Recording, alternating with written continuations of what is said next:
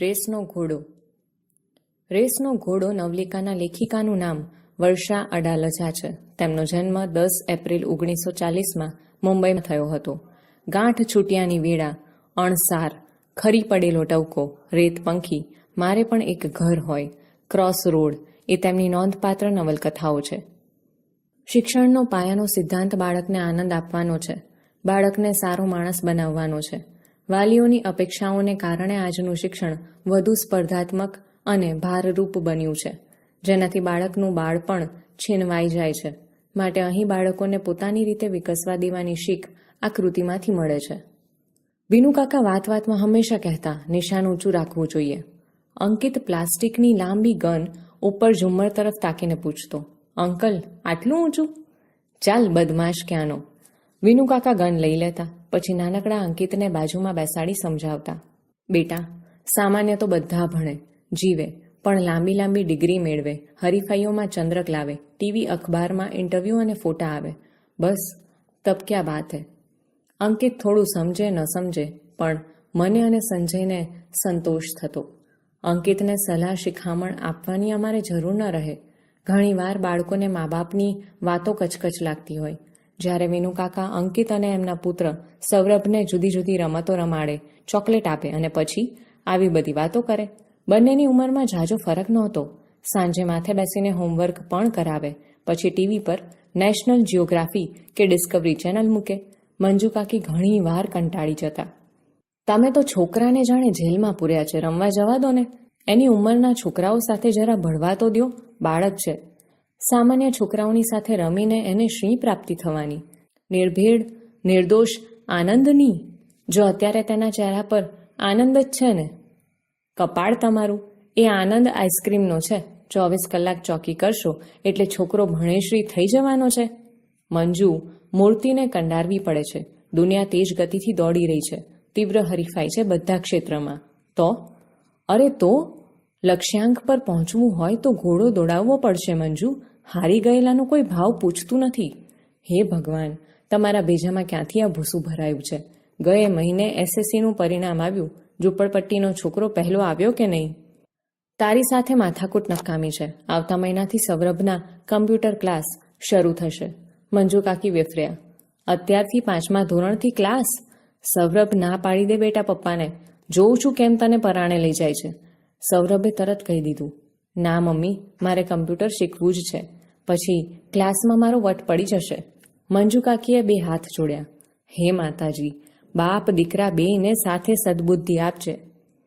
એ સાંજે વિનુકાકા ઘરે આવ્યા. આમ તો એક જ મકાનમાં ઉપર નીચે અમે રહીએ અને સૌરભ સાથે અંકિતને ઘણી વાર એ ભણાવે, એટલે એમના આવવાની નવાઈ નહોતી. પણ આજે તો એ ખાસ આવ્યા હતા. એમનો આગ્રહ હતો કે સૌરભની સાથે અમારે અંકિતને કમ્પ્યુટરના ક્લાસમાં દાખલ કરવો. હું અને સંજય ખુશ થયા. વિચાર સરસ હતો. જો કે ફી ઘણી વધારે લાગી, પણ સંતાનના ભવિષ્ય માટે થોડી વધુ મહેનત કરીશું વિચારી અમે પણ સંજયને કમ્પ્યુટર ક્લાસમાં દાખલ કર્યો.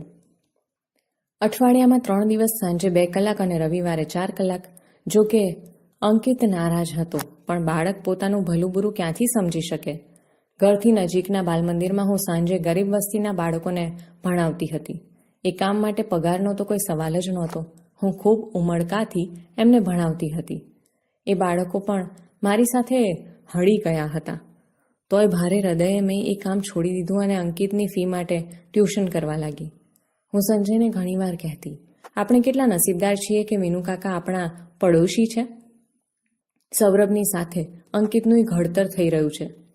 શેનું ઘડતર નીના બહેન? એક દિવસ મંજુ કાકીએ રીતસર મારી પર હલ્લો કર્યો.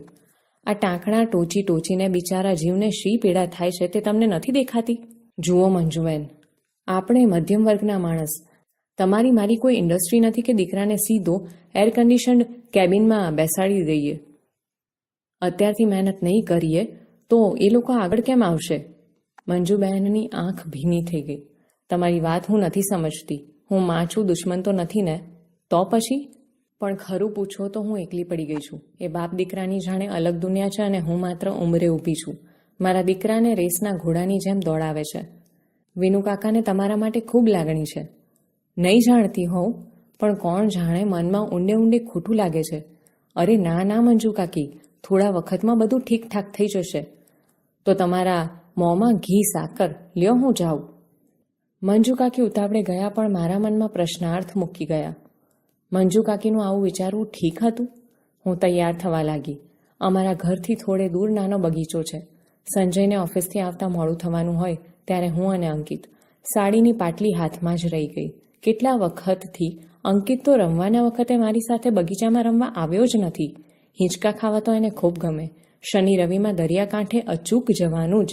અમે 3 સાથે મળી રેતીમાં ઘર બનાવીએ, પછી કુલ્ફીની લિજ્જત.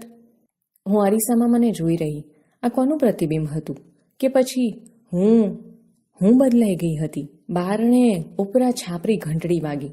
સાડી જેમ તેમ વેટાળી દઈ મેં બારણું ખોલ્યું તો અંકિત, એકદમ નિમાણો એનો ચહેરો. ગભરાઈને મેં એને કપાળે હાથ મૂક્યો તો શરીર ગરમ. મેં એને તેડી લીધો, જલ્દી કપડાં બદલાવી સુવડાવી દીધો, દવા આપી અને માથે હાથ પસવારતી બેસી રહી. અંકિત થોડી વારમાં તો ઘસઘસાટ ઊંઘી ગયો. ફરી ઘંટડી. બારણું ખોલ્યું તો વિનુકાકા અને સૌરભ. અંકિત હજી શાળાએથી આવ્યો નથી. કમ્પ્યુટર ક્લાસમાં જવાનું મોડું થાય છે. આજે ક્લાસમાં નહીં આવે, એને તાવ છે વિનુકાકા. દવા આપીને બસ ત્યારે મોકલો, આપમેળે સારું થઈ જશે. ચાલો હું જ ઉઠાડું, તરત મેં કહ્યું. ના કાકા, ક્લાસ ક્યાં જવાના છે? આજે નહીં તો કાલે, પણ તાવમાં અંકિતને નહીં મોકલું. કાલે શાળાએ પણ નહીં. નવાઈ પામી એ મને જોઈ રહ્યા. નીનાબહેન, તમે તો અંકિતને માયકાંગલો કરી મૂકશો. ચાલો ઉઠાડો જોઉં. અત્યારથી પંપાળશો તો ભવિષ્યમાં કરશે શું? એને મોટા થઈને ભવિષ્યમાં જે કરવું હોય તે ત્યારે એ નક્કી કરશે. પણ તાવમાં તો હું એને નહીં જ મોકલું. વિનુકાકા કદાચ અંદર આવી જાય એ ડરથી બારણામાં જ ઊભા રહી મેં મક્કમતાથી કહ્યું. એ નારાજ થયેલા લાગ્યા, પણ હું તો કશું બોલી નહીં. એ ચાલી ગયા. હું સાંજની રસોઈમાં પરોવાઈ ત્યાં મેં ટીવીનો અવાજ સાંભળ્યો. નવાઈ પામી હું બહાર આવી. જોયું તો અંકિત ટીવી પરના કોઈ ગીતને રસપૂર્વક જોઈ રહ્યો હતો. અરે અંકિત બેટા, તારી તબિયત સારી નથી, તું આરામ કરજો, એણે હસીને કહ્યું. હવે મને સારું છે મમ્મી. મેં કપાળે હાથ મૂક્યો તો તાવ ગાયબ. એણે મારો હાથ પકડ્યો, લાડથી કહ્યું. ચાલને મમ્મી, ઘણા વખતથી આપણે બગીચામાં ગયા નથી. પણ પછી તને તાવ અને તારું હોમવર્ક. હવે તાવ ઉતરી ગયો છે. અમે બંને બગીચામાં ગયા. એ સાંજે અંકિતે ખૂબ હિંચકા ખાધા. કમ્પ્યુટર ક્લાસમાં પરીક્ષા થઈ. અંકિત માંડ પાસ થયો. સૌરભને સર્ટિફિકેટ ઓફ મેરિટ મળ્યું. એ સાંજે સંજય અંકિત પર પહેલી વાર ગુસ્સે થયો. વિનુકાકા આવ્યા. ઠપકાના સૂરે કહેવા લાગ્યા. આ બધું તમારા લાડનું પરિણામ છે નીનાબહેન. હવે આ વખતે હું જ ધ્યાન રાખીશ. કશું વિચારું એ પહેલાં, મેં તરત કહ્યું. ના વિનુકાકા, હવે મારે અંકિતને કોઈ ક્લાસ કરાવવા નથી. અરે પણ એમ તે હોય, એકવાર ઓછા માર્ક આવ્યા એમાં, એટલા માટે નહીં. પણ જરા મોટો થાય ત્યારે અમે એને જ પસંદ કરવા દઈશું કે એણે શું કરવું છે. એ રાત્રે સંજય પણ મારા પર નારાજ થઈ ગયો. તું જાણે છે નીના, મારા સંજોગો એવા હતા કે હું જિંદગીમાં બહુ આગળ ન આવી શક્યો. અંકિત માટે હું બધું કરી છૂટવા તૈયાર છું. તમે એને એક ચીજ આપશો, અંકિત પણ ખુશ, હું પણ ખુશ. જરૂર, પણ મોંઘી તો નથી ને? ખૂબ કિંમતી છે, પણ તમારે રોકડા ચૂકવવા નહીં પડે. એટલે અંકિતને એનું શૈશવ આપો સંજય. સાંજે ઘણીવાર હું અને અંકિત બગીચામાં જતા. ત્યાં એને હિંચકા ખાતો, બીજા બાળકો સાથે રમતો જોતા મને થતું, ના, મારો નિર્ણય સાચો છે. પણ એમ કંઈ વિનુકાકા અંકિતને છોડે એમ નહોતા. વિનુકાકા સૌરભને ભણાવે ત્યારે અંકિતને લઈ જતા, પણ મને સ્પષ્ટ દેખાતું કે એ નારાજ થઈ જતો. સંજયના ધ્યાનમાં પણ આ વાત આવી. એક રવિવારની સાંજે અમે દરિયા કિનારે અંકિત સાથે ખૂબ રમ્યા. પાણીમાં ભીંજાયા પછી આઈસ્ક્રીમ ખાતા ખાતા એને પૂછ્યું. બેટા અંકિત, તારે વિનુકાકા પાસે કેમ નથી ભણવું? એ કહેતા હતા કે તું ભણવામાં ધ્યાન નથી આપતો. સૂર્યાસ્ત થઈ ગયો હતો અને હળવે હળવે અંધકાર ઉતરી રહ્યો હતો. હાથમાંનો ફુગ્ગો એણે છોડી દીધો અને એને દૂર સુધી હવામાં ઉડતો જોઈ રહ્યો. પછી અચાનક એ જોરથી બોલ્યો. મને વિનુકાકા જરાય નથી ગમતા. અમે બંને આઘાતથી એને જોઈ રહ્યા. આવો ધિક્કાર અંકિતમાં અમે કદી જોયો નહોતો. પછી ધીમે ધીમે મંજુ કાકી પાસેથી મને ખબર પડી. નીનાબહેન, મારું માનો તો અંકિતને મારે ત્યાં ભણવા મોકલતા જ નહીં. મારા વરને અક્કલ નથી. વારે વારે અંકિતને ઉતારી પાડે. બિચારો કુમળો જીવ. એમ તો મારા સૌરભને ન છોડે, પણ તમે માનશો, અમે ત્રણેય જણાએ ભેગા બેસીને નિરાતે ખાધું નથી. અને અમે અંકિતને વિનુકાકાને ત્યાં ભણવા મોકલવાનું બંધ કર્યું. વિનુકાકા ધુઆપુઆ થયા, લડ્યા, પણ અમે મક્કમ રહ્યા. અંકિત પહેલેથી જ નબળા બાંધાનો છે. આ 1 વર્ષ જવા દ્યો, આવતા વર્ષથી વાત. હજી તો 5મું ધોરણ છે, એ વિશે ચિંતા છે. એ વર્ષે સૌરભને શાળાના શ્રેષ્ઠ વિદ્યાર્થીનું શિલ્ડ મળ્યું અને અંકિત 7મા નંબરે પાસ થયો. પરિણામ તો અમે પહેલેથી જ જાણતા હતા, એટલે અમે પહેલેથી જ થોડા દિવસ બહારગામ જવાનો કાર્યક્રમ ગોઠવી રાખેલો. એક નાના હિલ સ્ટેશન પર સંજયે સેનેટોરિયમમાં બુકિંગ કરાવ્યું હતું. અમે ત્રણેય જણા ખૂબ ફર્યા, ટ્રેકિંગ કર્યું. એને ઉત્તીર્ણ થવાની ખુશાલીમાં મેં એને રામાયણ મહાભારતની બાળકથાઓના પુસ્તકો ભેટ આપેલા. વાંચવાનો એવો નાદ લાગ્યો કે એણે બધા જ પુસ્તકો 2 વાર વાંચી નાખ્યા. અમે ચિંતામાં હતા કે અંકિત અને સૌરભને જુદા પાડવા શાળા બદલીએ તો સારું.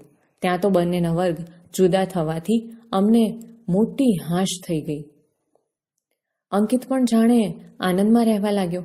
જાણે મુઠ્ઠીઓવાળી સતત દોડવામાંથી એને છુટકારો થઈ ગયો. પછી આખી વાત પરથી અમારું ધ્યાન હટી ગયું. મને દિવસો હતા અને મારી તબિયત સારી રહેતી ન હતી. હું તો શરૂઆતમાં ખૂબ ઉદાસ રહેતી હતી, પણ અંકિત તો ખુશ મારી ખૂબ કાળજી રાખે. સાંજે સ્કૂલેથી આવી પોતાની મેળે જ દૂધ પી લઈ જલ્દી હોમવર્ક કરી લે. પછી સાંજની રસોઈમાં મને મદદ કરે. વિનુકાકાએ જોઈ ગયેલા, એથી તો એમની નારાજી ખૂબ વધી ગઈ. અને હવે તો એક બિલ્ડિંગમાં રહેવા છતાં એ લિફ્ટમાં મળી જાય એ પૂરતો જ સંબંધ રહ્યો હતો. હા, મંજુ કાકી બપોરે ડોક્યું કરતા, મારા માટે અચૂક ગરમ નાસ્તો લાવતા. સૌરભ સીડીનું એક પગથિયું ચડી રહ્યો હતો, તોય એમની આંખમાં વિષાદ ડોકાતો હું જોઈ શકતી. મને દીકરી જન્મી. અંકિતને ગાંડો ઘેલો થતો જોતા હું અને સંજય હસી પડતા. અંકિતને એની પર ઓળઘોળ થતો જોઈ મનમાં કોઈ અજબ સુખ અનુભવાતું. મંજુ કાકી તો એને રમાડતા રડી જ પડેલા. અંકિતે લાડથી એનું નામ પાડ્યું ફોરમ. હજુ તો થોડા મહિનાની હતી અને એને કમળો થઈ ગયો. અમારા સૌના જીવ ઊંચા થઈ ગયા. કમળો મટ્યો ત્યાં આખા શરીરે એને ફોલ્લીઓ ફૂટી નીકળી. એ વર્ષે અંકિતનો ક્લાસમાં 31મો નંબર આવ્યો. અમે 2 એને વઢી શકીએ એમ પણ નહોતા. ભણવાનો એને ખાસ સમય જ ક્યાં મળ્યો હતો. મંજુ કાકી બપોરે વિનુકાકાથી છાની કેક લઈને આવેલા. બેટા, મારી પરીક્ષામાં તો તું પાસ હો. ફોરમ બીમાર પડી જતી ત્યારે, એને કેજીમાં દાખલ કરી ત્યારે, કે પછી સંજયને સ્કૂટરનો ગંભીર અકસ્માત થયો ત્યારે અંકિત હંમેશા મારી સાથે હતો. એસએસસીમાં સૌરભને 92% આવ્યા અને અંકિતને 68% આવ્યા. સૌરભે સાયન્સમાં એડમિશન લીધું, અંકિતે કોમર્સમાં. મેં અને સંજયે એને સરસ કિંમતી ઘડિયાળ ભેટ આપી. ત્યારે ઘણા સમયે મેં એના ચહેરા પર ફરી ઉદાસી જોઈ. સોરી પપ્પા, તમારા લોકોનું સપનું હું પૂરું ન કરી શક્યો. મેં કહ્યું, તું માત્ર ડિગ્રી મેળવે એ અમારું સપનું નહોતું બેટા. તું એક ઉમદા માણસ બને એવું અમે બંને જરૂર ઈચ્છતા હતા, અને એ સપનું સાચું પડશે એવી મને શ્રદ્ધા છે. 11 વર્ષ પછી અંકિત એક બેંકમાં સરસ નોકરી કરે છે. કિડની ફેલ થવાથી સંજયનું મૃત્યુ થયું છે. અંકિત બેંકમાં એની સાથે કામ કરતી નંદા નામની યુવતી સાથે લગ્ન કર્યા છે. એમને નાનકડો મીઠડો દીકરો છે યશ. ફોરમ બીએસસીમાં અભ્યાસ કરે છે. સંજયના મૃત્યુ પછી અંકિતે અમને મા દીકરીને સાચવી લીધા છે. કોઈ ખોટ પડવા દીધી નથી. ઘણીવાર સાંજે અમે બધા જ બગીચામાં જઈએ છીએ. યશને મોટા હિંચકા ખાવા ખૂબ ગમે છે. સૌરભ અમેરિકામાં ડૉક્ટર થયો અને ત્યાંની મોટી હોસ્પિટલમાં એ કામ કરે છે. ત્યાં એનું નામ ઘણું મોટું છે. વિશાળ બંગલો, કાર બધું જ એની પાસે છે. માત્ર માતા પિતા માટે એની પાસે સમય નથી. વિનુકાકા અને મંજુ કાકી શરૂઆતમાં તો પહેલાં હોશભેર અમેરિકા જતા, પણ 3 વર્ષ પહેલાં છેલ્લી વાર પાછા આવ્યા. પછી હવે અહીં જ છે. ક્યારેક હું એમને પૂછતી, હવે ક્યારે જશો? ત્યારે માથું ધૂણાવી ચૂપ રહે છે. એમની આંખના ખૂણે બાજેલું નાનું આંસુ આથમતા સૂરજના કિરણમાં ચમકી ઉઠે છે. હવે ફરવા જઈએ ત્યારે અંકિત અચૂક એમને સાથે લઈ આવે છે. વિનુકાકા અને મંજુ કાકીની ઉંમર જાણે એકદમ વધી ગઈ લાગે છે. કાકીને ગોઠણનો દુખાવો થયો છે. ફોરમનો હાથ પકડીને ધીમે ધીમે ચાલે છે. બગીચો ખાલી થવા લાગે છે. હલકો અંધકાર ઉતરે છે. અંકિત કાકાનો હાથ પકડી ઉઠાડે છે. ચાલો વિનુ કાકા, ઘરે જઈશું. કાંડે બાંધેલી કિંમતી ઘડિયાળમાં જોયા વગર તેઓ કહે છે. હા બેટા ચાલ, બહુ મોડું થઈ ગયું.